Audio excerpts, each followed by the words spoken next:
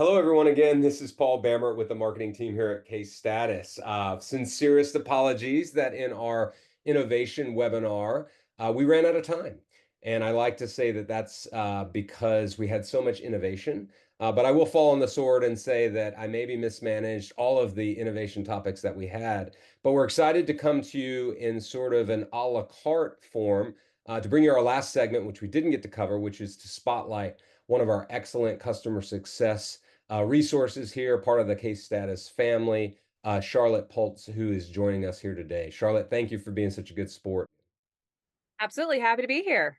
Yeah, well, we're super happy, and we lead into the spotlight for a specific reason. We talked about how technology is powerful, but the human element side of the Case Status story. I hear that time and time again, where maybe they're going through the change management of a new technology adoption, and our implementation team has really stepped up above and beyond any vendor that they've ever worked with, and say it's the best in class. And I know we seek to have that experience not just at the beginning but in perpetuity with our customers. So maybe if you will introduce your role and talk a little bit about what it makes it powerful, and then we'll segue a little bit just into your definition of customer success. But start with your role if you wouldn't mind. Yes. Okay. Hello, everybody. I'm Charlotte Pultz. I'm a customer success manager here at Case Status. It is my role to regularly audit your system, go through, all the actions you're doing, look at our analytics, look at that data, and just ensure you're getting the most out of Case Status. So while that could be me giving you best practices in optimization, it could also be giving you some examples on better ways to communicate with your clients, how better to train your internal staff on using Case Status, um, really just identifying opportunities internally and externally to help increase that relationship management that you have with your clients, and then of course with your internal staff. Additionally, I'm here to demo new features as they come up. So typically, we will have established a relationship, a good rapport. I know kind of what you're looking for. And of course, I'll share everything that we're doing. But if there is something in particular I know your firm is going to benefit from, then I'm going to bring that to you right away. Could be, waiting for our regular recurring meeting. Just as a note, I like to have recurring meetings with my clients just so we're, regularly in communication. But I could just send you an email out of the blue saying, guess what? This thing that you wanted, this thing that you asked for, we've finished it and it's been released so you can get to using it now. That's awesome. So true to the mission of customer success, you're sort of the ongoing resource that is driving that incremental outcome of our solution for the firm. I think that's really powerful and certainly a testament. Where does the handoff usually take place? Where do you normally get involved in the customer relationship? Is it during implementation, after implementation? Maybe walk us through that for those firms out there that are maybe new to the Case Status solution. Sure, absolutely. So I typically become involved after you've completed your implementation. Our implementation team is here to set you up for success. I am here to ensure that continued success with Case Status. You may see me pop into a couple of your implementation meetings to introduce myself, just let you know, hey, I'm here as an additional resource. But really, that one-on-one time comes after that implementation. And to elaborate on that a little bit more, implementation, they're setting you up for like, hey, out the gate, these are the features that you need. But as your businesses change, as you see, hey, this automation and this language may not be getting exactly the response that I'm looking for, or hey, I want to add this additional thing I felt like, I'm missing.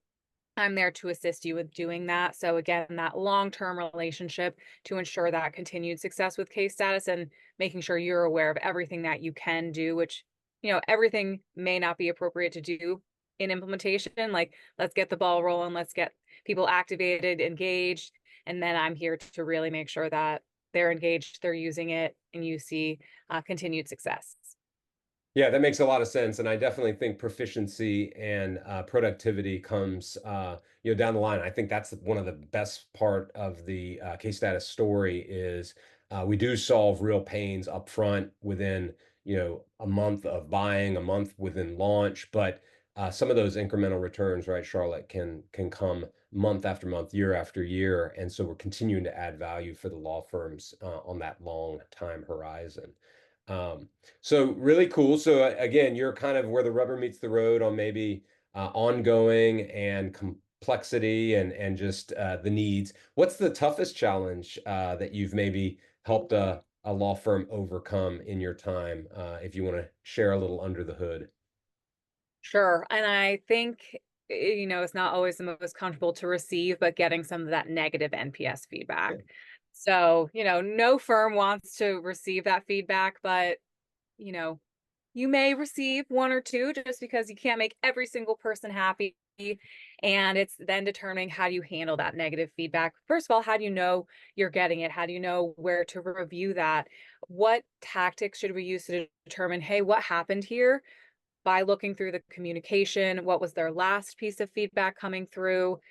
Did they write you any, language when they were giving that feedback versus just giving you that 0 to 10 NPS score?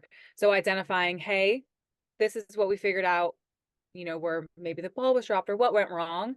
And then how can we negate this in the future? So, for example, one thing that I really like to implement with my firms, and it's really exciting because we can do this now with one of our feature releases that we talked about in our webinar, is the delayed message function. So a single message that you can delay, a set number of days.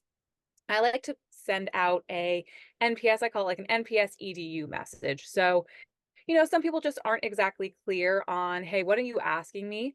So still in the first stage, they're still new to case status, but let's wait 3, 4, 5 days and then send them this message explaining, hey, throughout this case, I'm going to be asking you for feedback. 0 through 6 means you're not very happy. 7 and 8 means you're neutral. 9 and 10 means you are super happy. You're one of our promoters. This is for a continued customer satisfaction reason, and that's why we're asking you. We look forward to hearing from you. Some verbiage along those lines, educating them on what we're doing by asking them for that feedback. So implementing that helps negate, hey, I just gave you a 0 because it's too early in the process for me to know. You're letting them know, hey, for every stage, I'm going to be asking you how you're feeling. And this is, what we're looking at as a metric for success for our team. And then taking that and determining, hey, should somebody give us a negative feedback? What are we doing with that information? Are we going to set up a automation for negative NPS, maybe 6 or below, maybe even 8 or below if you have extraordinarily high standards, saying, hey, somebody on our team is going to be reaching out to you in the next 48 hours.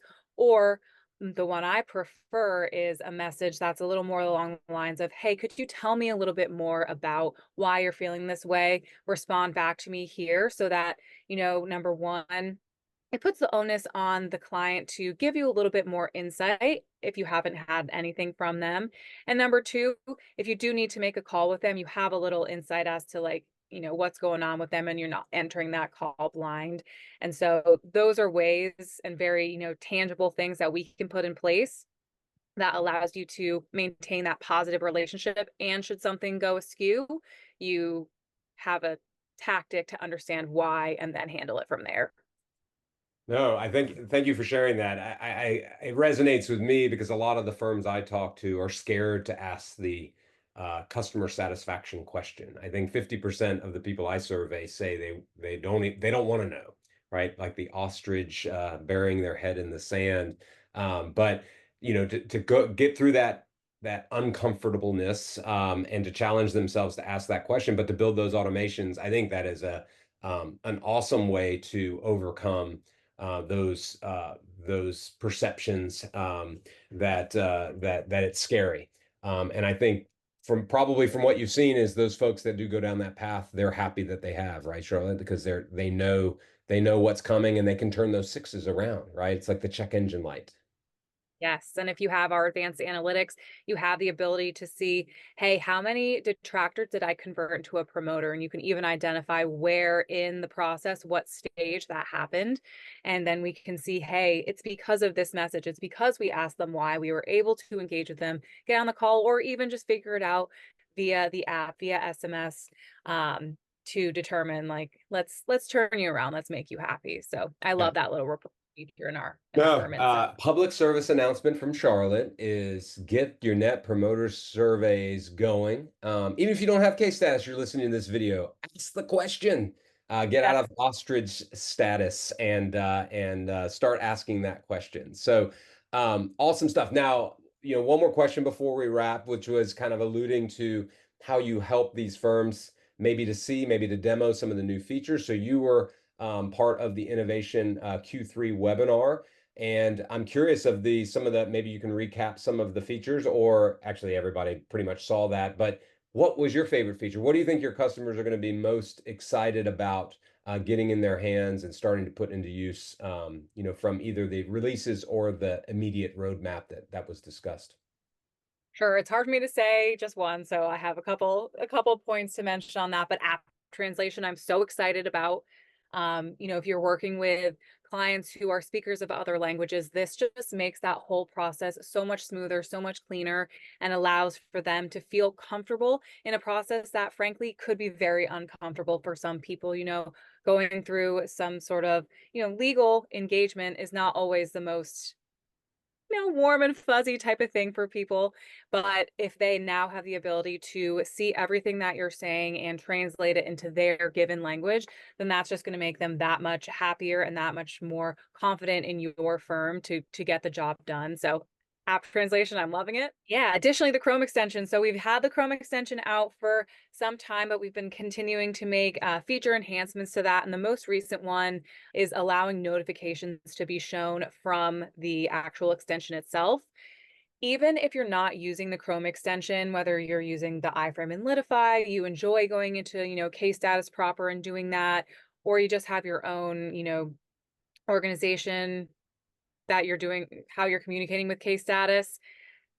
I like that the notifications are right up there in your face, and you can click into it, see what the notification is, and then go into the iframe and Litify, or you can, go into true case status, however you communicate in your preferred way. But just seeing that little red number, I don't know about you, but I'm not one of those with a million messages unread in my inbox or in my on my text messages or anything like that. So I like to see that. So even if you don't think you're going to use it, I want you to download it because it will tell you new message, and let's work on getting that response time down so your clients are more likely to continue to message you via case status because they know they're going to get a timely response versus calling you. Yep.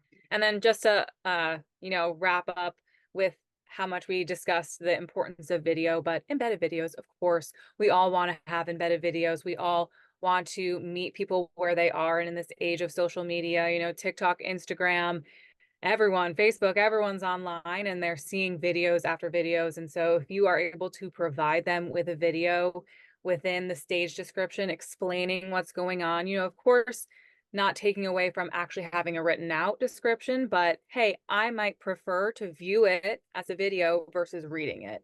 And the more ways you can, again, meet people where they are, the more luck you're going to have in people engaging, adapting, and using that as their primary source of communication with you. Awesome. Yeah, I think the video is going to be a big hit and certainly make those interactions that much more intimate, which is important for a lot of these firms that have a very specific brand that was hired in the first place. So bringing that into the experience, I think, again, makes it more human.